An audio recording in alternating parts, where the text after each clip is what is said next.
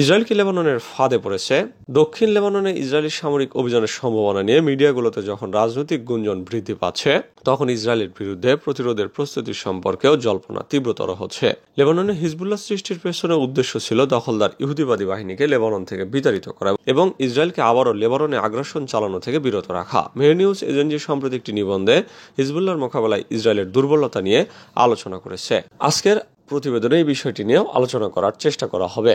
Hezbollah এবং ইসরায়েলের মধ্যে সংঘাত 1980-র দশকের গোড়ার দিকে শুরু হয়, যখন হিজবুল্লাহ প্রতিষ্ঠিত হয়েছিল। হিজবুল্লাহ এবং ইসরায়েলের মধ্যে 2000 থেকে 2006 সালের যুদ্ধগুলো ইহুদিবাদী বাহিনীকে পিছু হটতে বাধ্য করেছিল। বিশেষ করে জাতিসংঘ নিরাপত্তা পরিষদের 1701 নম্বর প্রস্তাবের ভিত্তিতে ওই ঐতিহাসিক বিজয় অর্জিত হয়। আল-আকসা তুফান অভিযানের পর বিশেষজ্ঞ মহল 17 বছর পর আবারও হিজবুল্লাহ এবং ইসরায়েলের মধ্যে নতুন করে যুদ্ধ শুরু হতে পারে বলে আশঙ্কা প্রকাশ করছেন। আমেরিকা, ফ্রান্স এবং কাতারের কূটনৈতিক প্রচেষ্টা সত্ত্বেও মনে হচ্ছে উত্তেজনার লেলিহান শিখা নতুন স্তরে পৌঁছেছে। যে কোনো সময় ইসরায়েল দক্ষিণ লেবাননের দিকে অগ্রসর হওয়ার সম্ভাবনা রয়েছে। হিজবুল্লাহ প্রকাশিত তথ্য অনুযায়ী এই আন্দোলনের বাহিনীর সংখ্যা 1 লাখের মতো বলে ধারণা করা হচ্ছে। অবশ্য কিছু পশ্চিমা উৎস এই সংখ্যাটিকে 50,000 বলে ঘোষণা করেছে। স্কাই নিউজ এক প্রতিবেদনে জানিয়েছে যে লেবাননের হিজবুল্লাহর ক্ষেপণাস্ত্রের সংখ্যা 1 লাখ ছুঁয়েছে। আর কিছু সূত্র এই সংখ্যাটিকে 1.5 লাখ থেকে 2 লাখ বলে জানিয়েছে। হিজবুল্লাহর ক্ষেপণাস্ত্র ইসরায়েলের গুরুত্বপূর্ণ অবকাঠামো যেমন হাইফা বন্দরের অ্যামোনিয়ার ভান্ডারগুলোকে লক্ষ্যবস্তু করতে পারে।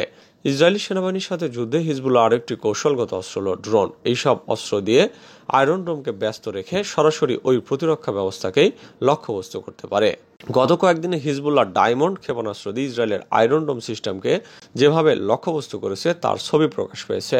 সেই সব ছবি ইসরায়েলের প্রতিরক্ষা ইউনিটগুলোর জন্য প্রতিরোধ শক্তির সর্বশেষ বিষয়। এন্টি ট্যাঙ্ক এবং এন্টি শিপ মিসাইলগুলিও হিজবুল্লাহর সাথে সম্ভাব্য যুদ্ধে ইহুদিবাদীদের আরও একটি দুঃস্বপ্ন, যা 33 দিনের যুদ্ধের স্মৃতিকে স্মরণ করিয়ে দিচ্ছে। লেবানন ইসরায়েল সীমান্তে হিজবুল্লাহ সুড়ঙ্গ এবং টানেল নেটওয়ার্ক রয়েছে।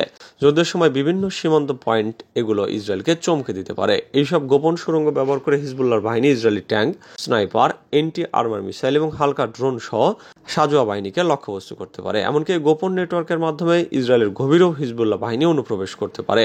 উত্তর ফ্রন্টের প্রাকৃতিক পরিবেশের সুবিধাকে কাজে লাগিয়ে হিজবুল্লাহ 17 বছর আগের তুলনায় অনেক বেশি কার্যকরভাবে ইসরায়েলে আঘাত হানতে সক্ষম হবে। 7 অক্টোবরের ঘটনার ধারাবাহিকতায় ইসরায়েল উত্তর সীমান্তে নিরাপত্তা প্রতিষ্ঠা করতে এবং উত্তর সীমান্তে হিজবুল্লাহকে দুর্বল করতে কূটনৈতিক আলোচনার উপর নির্ভর না করে সর্বাত্মক যুদ্ধের বিকল্প বেছে নেওয়ার সম্ভাবনা রয়েছে। এখন নেতানিয়াহু লেবাননে হামলার ঝুঁকি গ্রহণ করবে নাকি উত্তেজনা নিয়ন্ত্রণের নীতি বেছে নিতে পছন্দ করবেন, সেটাই দেখার বিষয়।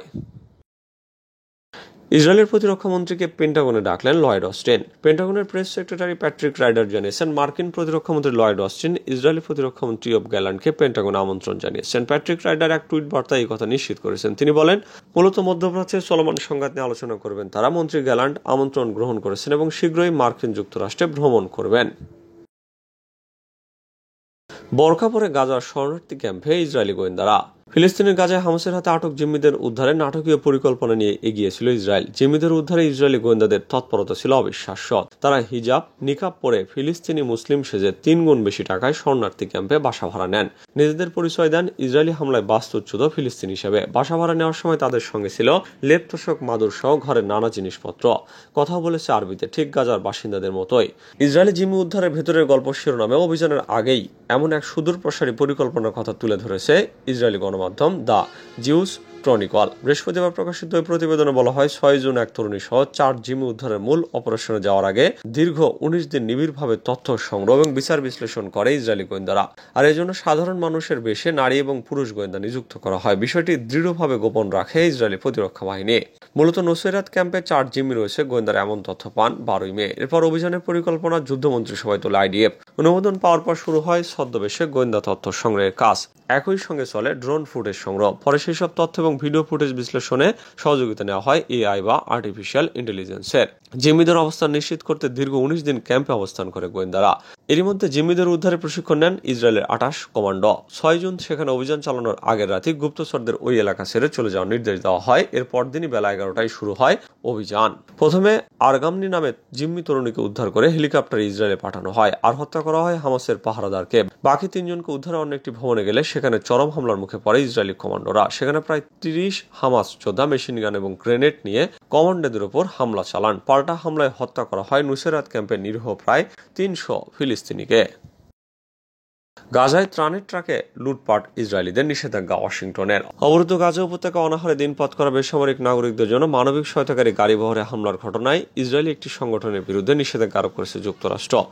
ইসরায়েল এবং ফিলিস্তিনিদের মাঝে শান্তির সম্ভাবনা হুমকির মুখে ফেলা এই গোষ্ঠীর বিরুদ্ধে শুক্রবার নিষেধাজ্ঞা ঘোষণা দিয়েছে ওয়াশিংটন। ইসরায়েল অধিকৃত পশ্চিম তীরে ইহুদি বসতি স্থাপনকারী এবং ইসরায়েলি সেনাবাহিনীর রিজার্ভ সৈন্যদের সাথে সংশ্লিষ্ট টিসাব 9 নামের ওই সংগঠনের বিরুদ্ধে নিষেধাজ্ঞা দিয়েছে যুক্তরাষ্ট্র। ওয়াশিংটন বলছে, গাজা উপত্যকায় টিসাব 9-এর সদস্যরা মানবিক ত্রাণ সহায়তা গাড়ি আটকায়, হয়রানি এবং ত্রাণ ধ্বংস করায় সংগঠনটির বিরুদ্ধে এই পদক্ষেপ নেওয়া হয়েছে। রাশিয়া এবং চীনের অনুপস্থিতিতে হচ্ছে ইউক্রেন শান্তি সম্মেলন। ইউক্রেনে রাশিয়ার যুদ্ধ শেষ করার লক্ষ্যে মস্কোর উপর চাপ প্রয়োগের জন্য বিশ্ব নেতারা সুইজারল্যান্ডে ইউক্রেন শান্তি সম্মেলনে যোগ দিয়েছেন। শনিবার সুইজারল্যান্ডে শুরু হয় এই সম্মেলন, তবে সেখানে রাশিয়া এবং তার ঘনিষ্ঠ মিত্র চীন অনুপস্থিত রয়েছে। শনিবার মার্কিন যুক্তরাষ্ট্রের ভাইস প্রেসিডেন্ট কমলা হ্যারিস এবং Britain, Canada, France, Germany, Italy এবং জাপানের শীর্ষ নেতারা সম্মেলনে ইউক্রেন প্রেসিডেন্ট ভলোদিমির জেলেনস্কির সঙ্গে যোগ দেবেন বলে আশা করা হয়। রাশিয়ার সঙ্গে বন্ধুত্বপূর্ণ সম্পর্ক বজায় রাখা ভারত, তুরস্ক এবং হাঙ্গেরিও এতে যোগ দিয়েছে বলে ধারণা। কিন্তু রাশিয়া এই সম্মেলনকে নিরর্থক দাবি করে প্রত্যাখ্যান করায় তার মিত্র চীনও সম্মেলনে যোগ দেওয়া থেকে বিরত থাকছে। আর চীন এই সম্মেলনে যোগ না দেওয়ায় রাশিয়াকে একঘরে করে দেওয়ার পশ্চিমা দেশগুলোর প্রচেষ্টা ম্লান হয়ে গেছে। তাছাড়া সাম্প্রতিক সময়ে রাশিয়ার সঙ্গে যুদ্ধে ইউক্রেন অনেকটাই ব্যাকফুটে চলে গেছে। মক্কায় হিট স্ট্রোকে 6 হজযাত্রীর মৃত্যু। সিএনএনের খবর অনুসারে সৌদির কর্মকর্তারা আগেই সতর্কতা জারি করেছিলেন তাপমাত্রা 48 ডিগ্রি সেলসিয়াসে পৌঁছাতে পারে। নিহত সবাই জর্ডানের নাগরিক। জর্ডানের পররাষ্ট্র মন্ত্রণালয় শনিবার এই তথ্য নিশ্চিত করেছে। এক বিবৃতিতে বলা হয়েছে, মৃতদের দাফন প্রক্রিয়া এবং মৃতর দেহ ফিরিয়ে আনার ব্যাপারে তারা জেদ্দার সৌদি কর্তৃপক্ষের সঙ্গে সমন্বয় করছেন। লাব্বাইক আল্লাহুম্মা লাব্বাইক লাখো কণ্ঠে মহান আল্লাহর প্রতি আনুগত্য প্রকাশের মধ্য দিয়ে শনিবার পবিত্র হজের মূল আনুষ্ঠানিকতা পালিত হয়। বিশ্বের বিভিন্ন প্রান্ত থেকে আসা লাখ লাখ মুসল্লি পাপ মুক্তি এবং আত্মশুদ্ধির আকুল বাসনা নিয়ে এবার পবিত্র হজ পালন করেছেন।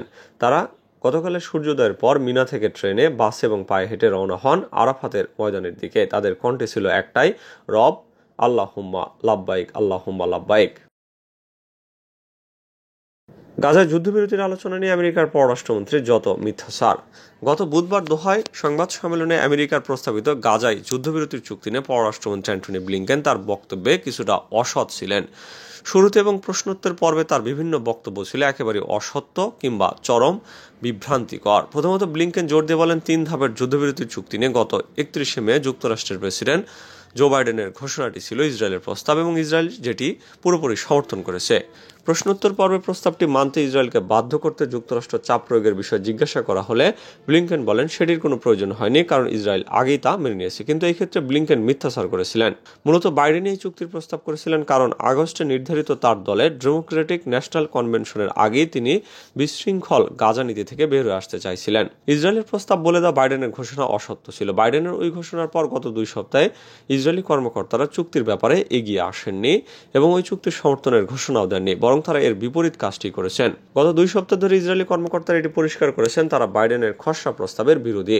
উপরন্তু নেতানিয়াহু এবং অন্য কর্মকর্তারাও স্পষ্ট করে দিয়েছেন ইসরায়েল গাজায় যুদ্ধ অব্যাহত রাখার যে লক্ষ্য নির্ধারণ করেছে তা বাইডেনের প্রস্তাবের মৌলিক শর্তের সঙ্গে সাংঘর্ষিক। ব্লিংকেনের দ্বিতীয় মিথ্যা হলো প্রস্তাবের ব্যাপারে হামাসের অবস্থান সম্পর্কে। সংবাদ সম্মেলনে তিনি ইঙ্গিত করেন বাইডেনের প্রস্তাব এবং গত 6 মে হামাসের দেওয়া প্রস্তাবের মধ্যে তেমন কোনো পার্থক্য নেই। এরপর প্রস্তাবের ব্যাপারে অবিশ্বাস এবং শর্ত পরিবর্তনের চেষ্টার জন্য হামাসকে দোষারোপ করেন ব্লিংকেন। এমনকি পূর্বে হামাস যেসব শর্ত মেনে নিয়েছিল এখন সেগুলো তারা পরিবর্তন করতে চাইছে বলে দাবি করেন যুক্তরাষ্ট্রের পররাষ্ট্রমন্ত্রী। কিন্তু তার কথার কোনোটিই সত্য নয়। প্রথমত বাইডেনের প্রস্তাব এবং হামাসের 6 মের প্রস্তাব পুরোপুরি ভিন্ন। হামাসের প্রস্তাবের প্রথম ধাপের পর ইসরায়েলের জন্য চুক্তি থেকে বেরিয়ে যাওয়ার কোনো সুযোগই রাখা হয়নি। এছাড়া ওই প্রস্তাবের সবচেয়ে গুরুত্বপূর্ণ দিক হল গাজায় ইসরায়েলের অবৈধ অবরোধ তুলে নেওয়া এবং যুদ্ধের পরিসমাপ্তি। তৃতীয়ত ব্লিংকেন বলেছেন পুরো বিশ্ব প্রস্তাবের প্রতি সমর্থন জানালেও একমাত্র হামাসই এর থেকে পিছিয়ে রয়েছে।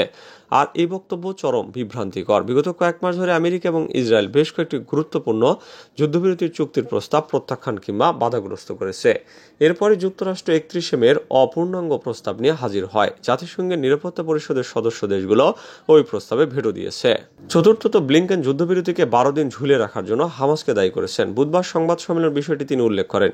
এভাবে প্রতিবারই তিনি গাজায় প্যালেস্টাইনিয়ানদের দুর্ভোগের জন্য হামাসকে দায়ী করেছেন। ব্লিংকেন বলেন, হামাস প্রস্তাবে সাড়া দিতে গিয়ে 12 দিন সময় নষ্ট করেছে। এই সময় বিশ্ব থেমে থাকেনি, গাজা যুদ্ধও থমকে যায়নি, বরং প্রতিটি দিনই সেখানে মানুষকে কষ্ট ভোগ করতে হয়েছে। ব্লিংকেন এই ক্ষেত্রে আরও একবার মিথ্যাচার করেছেন।